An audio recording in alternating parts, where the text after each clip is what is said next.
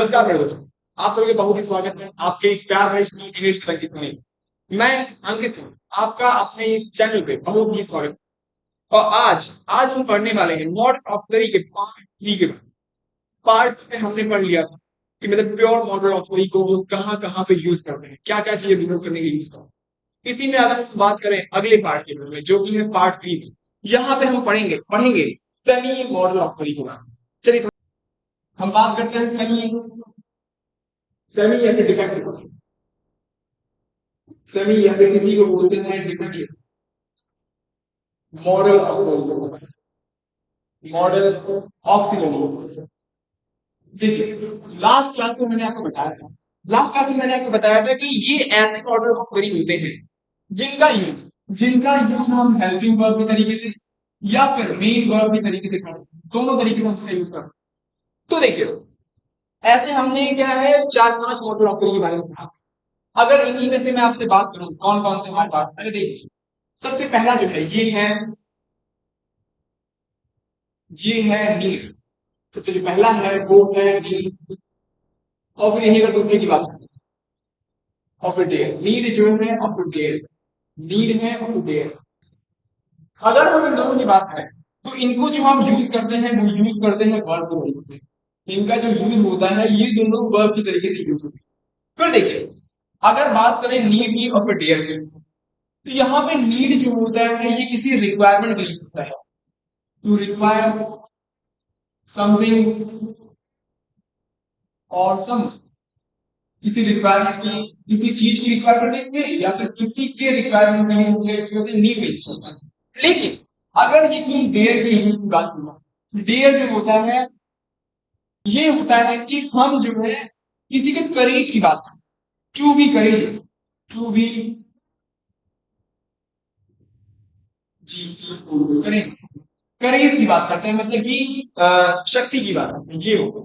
चलिए देखिए अगर मैं इसके एग्जांपल की बात करूं, तो एग्जांपल जो हमारे पास है एग्जांपल वो है I need you, I need you. फिर she need my company, she needs my company, उसे मेरी जरूरत है, सी नीड्स माई कंपनी, उसे मेरी जरूरत है। फिर लिखा हुआ है Radha will need, Radha will need these documents, these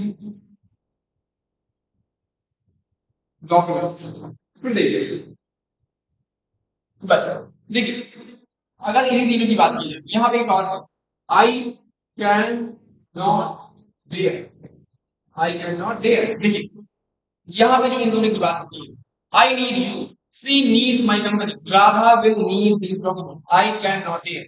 यहाँ पे क्या हो रहा है किसी की जरूरत की बात हो रही है, यहाँ पे जरूरत की बात हो रही है, यहाँ पे भी जरूरत की बात हो रही है। यहाँ पे क्या है करेज को दिखाया गया। चलिए देखो अगर नीड की मैं बात करूं, नीड में क्या क्या है एक वर्ब के तरीके से यूज हो रहा है, यहाँ पे भी एक ये वर्ब के तरीके से यूज हो रहा है। और विल, अच्छा विल जो है यहाँ पे ये हेल्पिंग वर्ब के तरीके से। और फिर यही अगर बात करते हैं नीड तो ये मेन वर्ब के तरीके से यूज हो रहा है।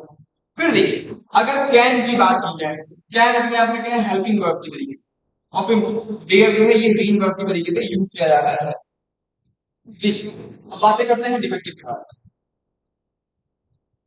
डिफेक्टिव डिफेक्टिव मॉडल ऑक्सिलरी, ये हो गया डिफेक्टिव मॉडल ऑक्सिलरी। अगर डिफेक्टिव मॉडल ऑक्सिलरी में जो है हमारे पास ये है नीड और डे, नीड है और फिर यही है डे। अगर इन दोनों का यूज जो है हम हेल्पिंग वर्ब के तरीके से, अगर इन दोनों का यूज जो है हेल्पिंग वर्ब के तरीके से होता है तो इनका यूज करके अगर हम किसी निगेटिव सेंटेंस को बनाते हैं या फिर कोई इंट्रोगेटिव सेंटेंस बनाते हैं, अगर निगेटिव सेंटेंस बनाया जाएगा तो हमें क्या यूज करना रहेगा नॉट यूज। अगर यही इंट्रोगेटिव सेंटेंस बनाना रहेगा तो हमें क्या क्वेश्चन क्वेश्चन मतलब कोई क्वेश्चन वर्ड यूज करना रहेगा, तो क्वेश्चन के तरीके से कोई यूज करना। जैसे अगर बात करते हैं निगेटिव बनाने के लिए, तो निगेटिव बनाने के लिए क्या है हम कोई हेल्पिंग वर्ब का यूज करेंगे, हेल्पिंग वर्ब का यूज करेंगे या फिर बता सकते हैं कि यूज कर सकते हैं क्वेश्चन वर्ड सब्जेक्ट और फिर यही है हेल्पिंग वर्ब। कितने में कोई दिक्कत परेशानी? आपने कहा बिल्कुल ठीक है। तो चलिए देखिए, अगर बात हो रही है डिफेक्टिव मॉडल ऑफ ट्री, तो डिफेक्टिव मॉडल ऑफ ट्री जो है वो है नीड ऑफ द ट्री। अगर इन दोनों का यूज हम हेल्पिंग वर्ब की तरीके से करते हैं और इन्हीं का यूज करके हम कोई निगेटिव सेंटेंस बनाना चाहते हैं या फिर कोई इंटीग्रेटिव सेंटेंस बनाना चाहते हैं। अगर इंटीग्रेटिव सेंटेंस बनाएंगे तो हमें क्या हेल्पिंग वर्ब का यूज करना है, फिर क्वेश्चन क्वेश्चन वर्ड का यूज करना है। ऐसे ही अगर हम निगेटिव वर्ड बनाएंगे, निगेटिव सेंटेंस बनाएंगे तो हमें क्या है, नॉट का यूज करना है। आइए आगे देखो। तो यहाँ पे आने वाला जो मेन वर्ब रहेगा, इसमें आने वाला जो मेन वर्ब रहेगा वो हमेशा base form of the verb के साथ, वो हमेशा base form of the verb के साथ ही लिखा जाएगा। अगर मैं इसको थोड़ा सा और डिटेल सब्जेक्ट के साथ, अगर हम इसको जो है हेल्पिंग वर्ब की तरीके से यूज कर रहे हैं, इसको अगर हम हेल्पिंग वर्ब की तरीके से यूज कर रहे हैं तो इसकी बात क्या है, हमें टू लिखने की कोई भी जरूरत नहीं है। हम इसके बाद सिर्फ और सिक्का लिखने की कोशिश करेंगे base form of the verb, सिर्फ और सिर्फ base form of the verb लिखने की कोशिश करेंगे, फिर लिखेंगे। चलिए देखते हैं थोड़ा सा और डिटेल। इसको अगर मैं एग्जांपल समझने की कोशिश करूं तो एग्जांपल देख लीजिए आप लोग। We need not to do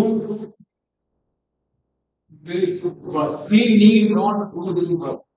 ऐसे ही दूसरा example, I dare not to challenge. Challenge. I dare not to challenge. I dare not to challenge. ऐसे भी देखिए। तीसरा एग्जाम्पल है वो है need they come or to come here. Need they come or to come here. चलिए चौथी example, there see through or to throw the bag. देखिए अगर इन चारों एग्जाम्पल की बात, ये पहला example, he need not to do this work, इसको हमने क्या है नेगेटिव की तरीके से यूज किया, नेगेटिव की तरीके से यूज किया। अगर आई डेयर नॉट, यहां पे हमने इसको नेगेटिव तरीके से यूज किया। नीड दे कम और टू कम हियर, इसको हमने क्या है इंट्रोगेटिव तरीके से, question mark. There she throw, to throw the bags, कि यहां पे होगा कि यहां पे हमने क्वेश्चन मार्क का यूज किया। अगर इस स्ट्रक्चर को देखा जाए, अगर इस स्ट्रक्चर को देखा जाए तो हमें क्या दिखता है कि नीड यहाँ पे एक हेल्पिंग वर्ब की, देयर यहाँ पे हेल्पिंग वर्ब के तरीके से यूज होता है, नीड हेल्पिंग वर्ब के तरीके से, देयर हेल्पिंग। अगर ये हेल्पिंग वर्ब के तरीके से यूज हो रहा है तो हम क्या करेंगे, हमारे साथ आने वाला जो कुछ भी base form of the verb रहेगा वो क्या बिना टू के रहेगा, base form of the verb जो कुछ भी रहेगा वो बिना टू के रहेगा। देखिए तो यहाँ पे he need not do this one, he need not do this one, ये जो base form of the verb रहेगा ये बिना टू के रहेगा। आगे देखिए, I dare not to challenge, यहाँ पे छोड़ देंगे बिल्कुल base form of the verb, बिल्कुल सही। चलिए देखिए, need they come और टू कम बिल्कुल गलत है, ये टू कम यूज होगा। आगे देखो, dare she throw और टू, dare के साथ हेल्पिंग वर्ब के साथ हमें सिर्फ और सिर्फ base form of the verb का ही यूज करना है, जिसकी वजह से ये मतलब सही है ये। आगे देखिए, अगर इसी में थोड़ा सा और मैं डिटेल में समझने की कोशिश करता हूं या फिर एक और कॉन्सेप्ट को अगर मैं समझने की कोशिश करता हूं तो देखिए डिफेक्टिव रहेगी, हम एक कॉन्सेप्ट समझते हैं जो कि कॉन्सेप्ट है। इस कॉन्सेप्ट में हमें देखने को मिलता है कि अगर सब्जेक्ट के साथ हम देयर या फिर नीड को, देयर या फिर नीड को एक हेल्पिंग वर्ब की तरीके से यूज करते हैं, एक हेल्पिंग वर्ब की तरीके से यूज किया जा रहा है तो इसके बाद जो कुछ भी आएगा वो हमेशा base form of the verb होगा। ठीक है, फिर देखिए अगर इसके बाद भी कोई वर्ब आ रहा है तो उसको हम दिखाने की कोशिश करेंगे इंफिनिटिव में, इसको हम यूज करेंगे टू प्लस वर्ब की फर्स्ट फॉर्म। ये अपने आप में अगर मैं नॉर्मल तरीके से कहूं तो इसी को हम बोलते हैं इंफिनिटिव, इंफिनिटिव बोलते हैं इसी को। चलिए फिर सब, अगर ये कॉन्सेप्ट हमें कहता है कि सब्जेक्ट के साथ हमारे पास जो कुछ भी आ रहा है डेयर या फिर नीड ये हेल्पिंग वर्ब की तरीके से काम, तो इसके बाद आने वाला जो कुछ भी वर्ब रहेगा वो क्या कैसा रहेगा, base form of the verb. आप चाहें इसके बाद आपको ऑब्जेक्ट जो है वो मिल भी सकता है या फिर नहीं भी कर सकते हैं, कोई दिक्कत की बात नहीं। इसके बाद ऑप्शन देख सकते हैं आप, नहीं भी देख सकते हैं, कोई दिक्कत की बात नहीं। लेकिन अगर इसके बाद भी हमें कोई वर्ब को दिखाना है, कोई वर्ब दिखाना है, वो वर्ब क्या रहेगा, इंफिनिटिव फॉर्म को, इंफिनिटिव फॉर्म में दिखाएंगे। चलिए थोड़ा सा आगे चलते हैं। तो यहाँ पे ऑब्जेक्ट जो है आप देख भी सकते हैं, नहीं भी देख सकते हैं। फिर इसके बाद आने वाला जो कुछ भी वर्ब रहेगा वो हमेशा इंफिनिटिव फॉर्म में होगा, इसी को बोलते हैं इंफिनिटिव, इंफिनिटिव तो भाई नहीं, इसको थोड़ा कॉन्सेप्ट है। ये तो हो गया पहला कॉन्सेप्ट। अगर दूसरी कॉन्सेप्ट की बात करें, दूसरा कॉन्सेप्ट में वो है कि अगर इस कॉन्सेप्ट में बताया जाए कि सब्जेक्ट के साथ अगर हम देयर या फिर नीड को, देयर या फिर नीड को मेन वर्ब की तरीके से, देयर या फिर नीड को मेन वर्ब के तरीके से यूज करते हैं, इसके बाद जो कुछ भी हमें मिलेगा वो हमेशा किसमें रहेगा, base form of the verb. आप चाहें तो इसके बाद ऑब्जेक्ट आपको मिल भी सकता है या फिर नहीं भी मिल सकता, कोई दिक्कत वाली बात नहीं। लेकिन इसके बाद अगर कोई वर्ब आता है, उस वर्ब को हमेशा क्या है, हम टू प्लस इंफिनिटिव के फॉर्म में लिखते हैं। इस वर्ब को हम हमेशा क्या है, इंफिनिटिव के फॉर्म में लिखने की कोशिश करते हैं। चलिए समझते हैं। चलिए अगर इन्हीं दूसरी दूसरी कॉन्सेप्ट की बात, अगर दूसरा कॉन्सेप्ट देखिए देखा जाए, तो दूसरा कॉन्सेप्ट कहता है कि अगर हमें सब्जेक्ट के साथ एक हेल्पिंग वर्ब देखने को मिलती है, हेल्पिंग वर्ब के बाद ये dare of a need, dare of a need जो है, ये मेन वर्ब की तरीके से काम करता है, ये मेन वर्ब की तरीके से काम करता है। तो आपको जो मिलेगा वो क्या मिलेगा, base form of the verb हमेशा, base form of the verb हमेशा देखने को मिलेगा। देखिए इसके बाद क्या है, आपको एक ऑब्जेक्ट देखने को मिल भी सकता है, नहीं भी हो सकता, कोई दिक्कत की बात नहीं है। लेकिन इसके बाद अगर कोई वर्ब आता है तो उसको भी हम इंफिनिटिव में लिखने की कोशिश करते हैं, इसी को हम क्या है, इंफिनिटिव में लिखने की कोशिश करते हैं। आइए थोड़ा सा दूसरे कॉन्सेप्ट में कहा जाता है कि अगर हमें सब्जेक्ट के साथ में हेल्पिंग वर्ब देखने को मिलती है, इसके बाद हमें डेयर या फिर नीड देखने को मिलता है, ये दोनों अपने आप में क्या है, मेन वर्ब की तरीके से काम करते हैं। अगर ये मेन वर्ब की तरीके से काम कर रहे हैं तो इसके बाद आप ऑब्जेक्ट देखने को मिल भी सकता है, नहीं मिल सकता, उससे कोई दिक्कत नहीं है। लेकिन अगर हमें वर्ब को यूज करना है तो वो वर्ब का इंफिनिटिव फॉर्म में, जो कि टू प्लस वर्ब के फर्स्ट फॉर्म के साथ है। चलिए अगले कॉन्सेप्ट, जो हमारा अगले कॉन्सेप्ट वो कहता है कि अगर सब्जेक्ट के साथ हम नीड या फिर डेयर को, सबसे पहले नीड या फिर डेयर ऐसे हेल्पिंग वर्ब, इसको हम यूज कर रहे हैं ऐसे हेल्पिंग, इसको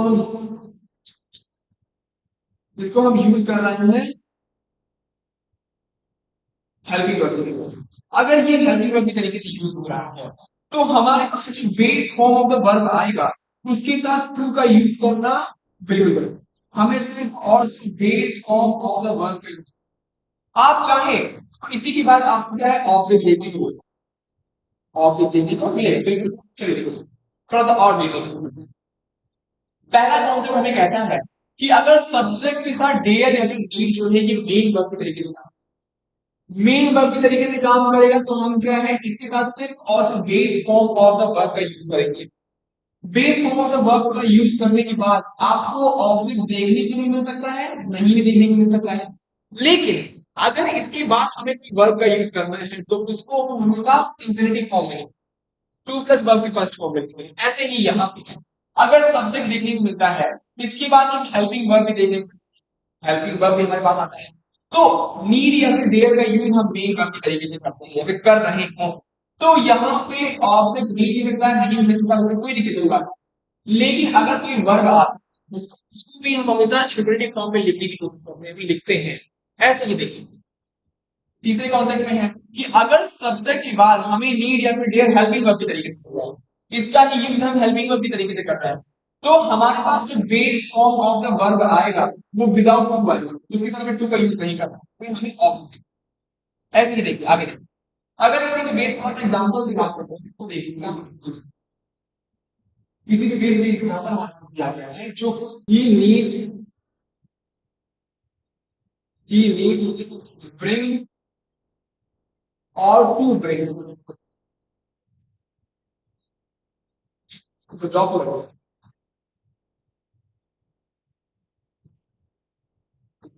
He needs bring or to bring the document. फिर देखिए, अगर दूसरे एग्जाम्पल की बात कीजिए, Isha needed, Isha need her friend, her friend help, Isha needed her friend help और to help, Isha needed her friend और friend, her Isha needed her friend help और टू हेल्प। ऐसे ही अगर मैं तीसरा एग्जाम्पल देखें, nobody nobody dared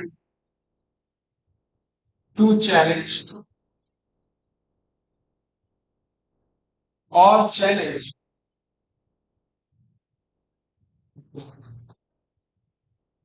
ऐसे देखिए, अगर फोर्थ नंबर देखते हैं, Shreya does not need to go or only go there there। चलिए देखते हैं, अगर इन चारों एग्जांपल्स को देखा जाए, मैंने अभी आपको बताया है कि अगर हम नीड को मेन वर्ब के तरीके से यूज करते हैं, यहाँ पे हमने जो नीड को यूज किया है वो किस तरीके से यूज किया है, मेन वर्ब के तरीके। ये नीड जो यूज हुआ है मेन वर्ब के तरीके से। अगर ये मेन वर्ब के तरीके से यूज हो रहा है, क्या करेंगे, ये मेन वर्ब के तरीके से यूज हो रहा है। अगर मेन वर्ब के तरीके से यूज हो रहा है तो हमें सिर्फ और सिर्फ base form of the verb का यूज करना, हमें क्या है, base form of the verb का यूज करना ही है, लेकिन इसके बाद जो कुछ भी आएगा ये नहीं है। आगे देखिए, Isha needed her friend help to help. Needed अपने आप को किस तरीके से यूज कर रहा है, मेन वर्ब के तरीके। अगर ये मेन वर्ब के तरीके से यूज हो रहा है तो help, Isha needed her friends to help, nobody dared to challenge और challenge। dared हमने किस तरीके से यूज किया है, मेन वर्ब। अगर ये मेन वर्ब के तरीके से यूज हो रहा है तो हमें क्या यूज करना है, ये। आगे देखिए, Shreya does not need to go और गो देयर। देखिए, अगर नीड डज की बात की जाए, डज एक हेल्पिंग वर्ब के तरीके से यूज हुआ है, ये एक हेल्पिंग वर्ब है। लेकिन नीड की बात की जाए तो नीड अपने आप में एक मेन वर्ब के तरीके से है। तो यहाँ पे कॉन्सेप्ट कहता है कि ऑप्शन मिले तो मिले ठीक है, लेकिन ना मिले तो हम क्या, अगर कोई अदर वर्ब को दिखाना है तो उसको इंफिनिटिव फॉर्म में दिखाते हैं, तो हमें इंफिनिटिव फॉर्म में यूज करना है इसका। Shreya does not need to go there. I hope कितना आप लोगों को समझ में आ रहा है। अगर समझ में आ रहा है तो बने रहिए हमारे साथ। देखिए आगे देखते हैं, बस एक छोटा सा कॉन्सेप्ट है जो कि डिफेक्टिव पार्ट का है। वो कॉन्सेप्ट है यूज टू और फिर टू का। यूज टू का है और फिर टू का, यूज्ड टू और फिर टू। अगर इन दोनों की बात की जाए, दोनों जो होते हैं वो पास्ट की हैबिट को दिखाने के काम में आते हैं। अगर इन दोनों का यूज किया जाए तो ये दोनों जो है ये पास्ट की हैबिट, पास्ट हैबिट को दिखाते हैं। ये भी पास्ट का हैबिट दिखाता है। बस थोड़ा सा इसमें अंतर है कि ये यूज टू जो है, ये यूज टू एक ऐसी हैबिट को दिखाता है जो कि प्रेजेंट में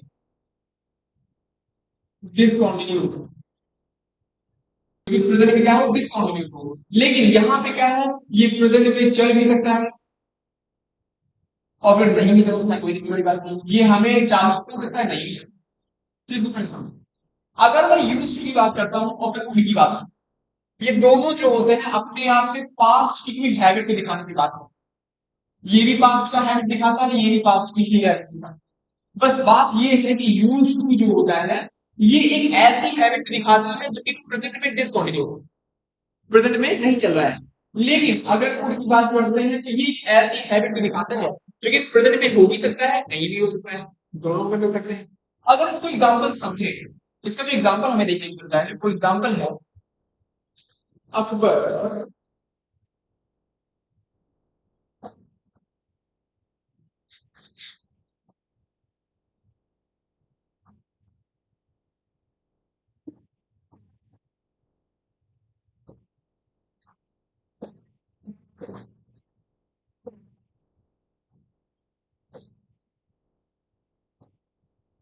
एक्सटेंड हिज एम्पायर। देखिए आइए देखते हैं, Akbar dash marry Indian women to extend his empire.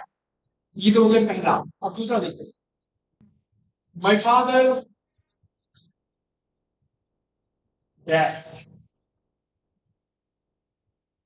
For some sweet after dinner, after dinner।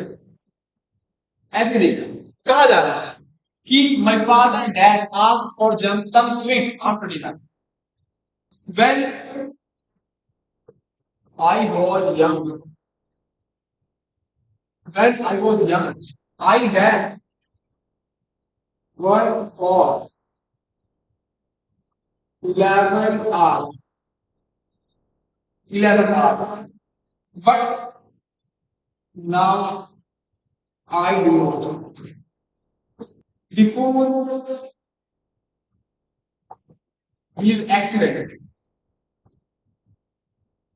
he dashed drive very fast। he dashed drive very fast। चलिए देखिए इन चारों एग्जांपल्स को हम समझेंगे। Akbar dash marry Indian women to extend his empire, मतलब कि ये एक ऐसा हैबिट है जो कि पास्ट में ही खत्म हो चुका है। प्रेजेंट से इसका कोई लेना देना ना ही अकबर है ना ही उनका एम्पायर है, कुछ भी नहीं है। जिसकी वजह से हमें क्या यूज करना रहेगा, use to. Akbar use to marry Indian women to extend his empire. My father dash asked for some sweets after dinner. अगर देखिए यहाँ पे अगर देखा जाए तो उनके पापा की ऐसी आदत है जो कि प्रेजेंट में डिसकंटिन्यू भी हो सकती है, कंटिन्यू भी हो सकती है, कोई पता नहीं, जिसकी वजह से हम क्या यूज करेंगे, वुड यूज करेंगे। My father asked for some sweets after dinner when I was young I dash work for 11 months but now I. अगर ये वाला पार्ट भी ना दिया गया होता, अगर ये वाला पार्ट भी ना दिया गया होता तो हम सिर्फ और सिर्फ यहाँ पे क्या यूज करते हैं, यूज टू। सिर्फ और सिर्फ हम यहाँ पे यूज टू का यूज करते हैं। लेकिन इस पार्ट की वजह से हमें क्या यूज करना पड़ रहा है, हमें यूज करना पड़ रहा है। हम यूज भी कर सकते हैं जिसको कैन को, हम यूज कर सकते हैं कुछ को, कुछ को यूज कर सकते हैं, हैड को यूज कर सकते हैं, कुछ भी आप यूज कर लीजिए, कुछ भी यूज कर लीजिए, हैड टू यूज कर लीजिए या कुछ भी यूज कर लीजिए। तीनों अपने आप में बिल्कुल सही है, तीनों अपने आप में बिल्कुल सही है। अगर यहाँ पे एक एक ऐसी चीज बताई जा रही है जो कि मतलब अब कंटिन्यू नहीं है, इसका मतलब पास्ट में ये चीजें खत्म हो चुकी हैं। इस एग्जांपल इस पार्ट को देख के हम पता कर पा रहे हैं पास्ट में ये चीजें खत्म हो चुकी हैं, जिसकी वजह से हमें क्या यूज करना पड़ेगा। इस एग्जांपल को देख के हम ये पता कर पा रहे हैं कि एक ऐसा हैबिट है, एक ऐसा हैबिट है जो कि पता नहीं कि हाँ वो करता है कि नहीं करता है, जिसकी वजह से हमने यहाँ पे कुड का यूज कर दिया। आगे देखते हैं, बिफोर हिज एक्सीडेंट ही डैश ड्राइव वेरी फास्ट। अब यहाँ पे एक ऐसा कंडीशन है जो कि क्या है, डिसकंटिन्यूड है। अगर डिसकंटिन्यूड है तो हम क्या यूज टू का यूज करना है, यहाँ पे हमें यूज करना है यूज टू का। कोई दिक्कत परेशानी इसमें कि आपने कहा बिल्कुल कोई दिक्कत नहीं है। चलिए थोड़ा सा आगे बढ़ते हैं, ठीक है हम आगे देखते हैं। तो यहाँ पे एक छोटा सा और कॉन्सेप्ट है जो कि है यूज का। अगर मैं यूज की बात करूं, यूज, तो यूज का मतलब होता है कि प्रयोग करना, किसी चीज का प्रयोग करना। और ये हमेशा क्या है, वर्ब के तरीके से एक्ट, या फिर वर्ब के तरीके से ये काम करता है। कोई दिक्कत परेशानी मैंने आपने कहा नहीं। चलिए देखते हैं, अगर इन्हीं के यूज की बात करें तो इनको हम तीन तरीके से यूज कर सकते हैं। देखिए कैसा, यहाँ पे यूज की बात करें तो हम उसको तीन तरीके से यूज कर सकते हैं। पहला जो, अगर सब्जेक्ट के साथ हमें कोई हेल्पिंग वर्ब दिया गया है, इसके बाद हम इस यूज को तो यूज कर ही रहे हैं, लेकिन ये यूज जो है मेन वर्ब के तरीके से एक्ट कर रहा है, तो इसके बाद हमें क्या लिखना है, ऑब्जेक्ट देखने के लिए। ऑब्जेक्ट कोई दिक्कत नहीं, पार्ट आपने कहा बिल्कुल। हमने कहा कि अगर हम सब्जेक्ट के साथ हेल्पिंग वर्ब का यूज कर रहे हैं तो इसके बाद ये जो यूज आएगा ये अपने आप मेन वर्ब के तरीके से एक्ट, अगर मेन वर्ब के तरीके से एक्ट करना, ऐसे ही अगर यहां पर सारा स्ट्रक्चर सेम रहेगा, लिखा हुआ है सब्जेक्ट में देखने को मिलेगा एक प्लस सब्जेक्ट फिर हेल्पिंग वर्ब, फिर यूज को जो है हमने मेन वर्ब के तरीके से यूज कर दिया। इसी के बाद हमें ऑब्जेक्ट भी देखने को मिलेगा। अब ऑब्जेक्ट देखने को मिला है, लेकिन ये यूज जो है यहाँ पे कारण बताएगा कि हमने हमें मतलब कि हमें क्यों का आंसर देगा, क्यों का हमें आंसर देगा। और क्यों का आंसर देगा तो हमें क्या है, टू प्लस वर्ब की फर्स्ट फॉर्म का यूज करना है, फिर उसके बाद ऑब्जेक्ट का ही यूज करना है। अगर हम कायदे को समझें तो इसी पार्ट को हम क्या कहते हैं, इसी पार्ट को हम एक्टिव वॉइस को, इसी को एक्टिव, ये एक्टिव वॉइस का फॉर्म तो हम आगे पढ़ेंगे, लेकिन यहाँ पे छोटा सा कॉन्सेप्ट होना चाहिए कि अगर सब्जेक्ट के साथ हम हेल्पिंग वर्ब का यूज कर रहे हैं और अगर यूज को मेन वर्ब के तरीके से ट्रीट किया जाए, उसके बाद हम लिखेंगे ऑब्जेक्ट। फिर देखिए इसी यूज का ही आपको आंसर देने के लिए ये जो आएगा ये इसी यूज का आंसर देने के लिए, मतलब इसी यूज का आंसर देने के लिए आएगा कि क्यों आप मतलब क्यों क्या चीजें आपको रिक्वायर्ड है, इसका आंसर देगा। चलिए देखते हैं, अगर इसकी बात करें आपको तो इतना कॉन्सेप्ट पता होगा कि हम जो है एक्टिव वॉइस को पैसिव वॉइस में चेंज करते हैं। सबसे पहले जो हमें ऑब्जेक्ट दिया गया है वही ऑब्जेक्ट लेंगे, ऑब्जेक्ट, फिर हेल्पिंग वर्ब को हम चेंज करेंगे टेंस के साथ, फिर हमें यूज करना है वर्ब की थर्ड फॉर्म, जो कि क्या हो जाएगा अपने आप में वर्ब की थर्ड फॉर्म हो। फिर देखिए हमें यूज करना रहेगा, हमें यूज करना रहेगा जो हमें इनके दिया गया है तो उस वर्ब की फर्स्ट फॉर्म। फिर देखिए प्लस ये जो ऑब्जेक्ट दिया गया है ये पूरा पार्ट, इसी के साथ हम क्या है जो हमें प्रीपोजिशन वाई दिया जाता है वो लिखते हैं, और फिर सबसे इस कॉन्सेप्ट को अगर हम समझें तो ये ऑब्जेक्ट किसी जगह पे आ गया, फिर हमें चेंज हेल्पिंग वर्ब को हमने चेंज किया है, फिर यूज यूज जो है मेन वर्ब की तरीके से इसी मेन वर्ब का हमेशा वर्ब की थर्ड फॉर्म में चेंज कर देंगे, तो हमने इसको वर्ब की थर्ड फॉर्म में चेंज कर दिया। और फिर ये जो कुछ भी पार्ट यहाँ पे दिया गया था ये पार्ट हमने यहाँ पे फिक्स कर दिया, फिर जो कुछ भी आपको सब्जेक्ट दिया था उसके साथ हमने एक प्रीपोजिशन, सो मतलब कि बहुत ही प्यारा सा जो भी है प्रीपोजिशन उसका यूज कर दिया। जितने में कोई दिक्कत परेशानी आपने कहा बिल्कुल। चलिए देखते हैं आगे, इसके आगे देखो इसके एग्जाम्पल की बात करते हैं। अगर मैं इसको थोड़ा एग्जाम्पल समझने की कोशिश करूं तो यहाँ पे जो एग्जाम्पल हमें दिखा है वो कहा जाता है, इसके लिए जो एग्जाम्पल है वो है ईशा। ईशा कैन ये तो इसकी एग्जाम्पल हो गया, इसी में एक और एग्जाम्पल है, Isha has used this book. ये तो बात होगी पहले कॉन्सेप्ट। अगर किसी को हम इस दूसरे कॉन्सेप्ट पे चले, इसी को लेके हम दूसरे कॉन्सेप्ट पे चले तो वो कहता है कि Isha Isha can use this book. अब ये बुक क्यों यूज करेगी वो, to verify, to verify the rule, to verify the rule. यहाँ पे देखिए इसी यूज के बारे में ही हमें एडिशनल इन्फॉर्मेशन यहाँ पे दिया जाता है। हमने क्या है किसी यूज के बारे में एडिशनल इन्फॉर्मेशन यहाँ पे मांगा। देखते हैं अगर इसी को मैं पैसिव वॉइस में चेंज करना चाहूँ, इसी को मैं पैसिव वॉइस में चेंज करना चाहूँ तो पैसिव वॉइस में कैसे लिखते हैं, तो ये जो पार्ट होता है ये पैसिव वॉइस का पार्ट होता है, पैसिव वॉइस का पार्ट होता है। अगर मैं इसी को चेंज करना चाहूँ तो इसको हम चेंज कर सकते हैं कि this book can be used, can be used to verify, to verify the rule by Isha, by Isha. I hope कि इतना आपको समझ में आ रहा है। आइए देखो कोई दिक्कत परेशानी कर रहा हूँ आपने कहा बिल्कुल ठीक है। चलिए देखिए मैं एक और एग्जांपल आपको दूं जो कि क्या है पैसिव वॉइस में या फिर मतलब ये दूसरे रूल के हिसाब से बेस्ड है। तो अगर इसी में मैं एक एग्जांपल आपको और देता हूं तो एग्जांपल में हमें कहा जाता है Raj used this this box to keep the file. देखिए अगर इसी को चेंज करना चाहूं तो लिखेंगे this box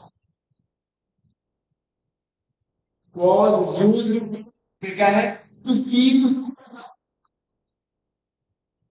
the file bye,